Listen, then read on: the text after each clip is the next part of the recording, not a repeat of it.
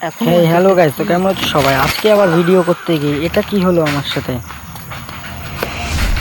তো কথাটা হচ্ছে, আমি আজকে যাচ্ছিলাম দোকানের দিকে। তো রাস্তায় আগের যেরকম দুটো ভিডিওতে তোমরা দেখেছো যে একটা গাছ ছিল, যেই গাছটায় আমি প্রায় প্রায় ভয় পেয়ে থাকি, সেই গাছ থেকে আজকে আবার আমি কিছু শব্দ পেলাম। সেই ভয়ে আমি গাছের গোড়া দিয়ে যাচ্ছিলাম সবাই কিনতে, তখনই দেখি এই গাছটায় আবার কি যেন রয়েছে। আমি সেই ভয়ে কিছুক্ষণ ওখানে দাঁড়িয়ে দেখছিলাম যে জিনিসটা কি। তারপরে হট করে গাছটা নড়ে ওঠে এবং আমি আছাড় খেয়ে পড়ে যাই।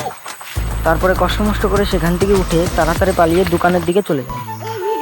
তারপরে সামনেই দোকান ছিল, রাস্তা দিয়ে এখন হেঁটে হেঁটে যাচ্ছিলাম, সামনেই দোকান ছিল। তারপরে আমি দোকান থেকে চিনি কিনে নিয়ে আসতে যাই।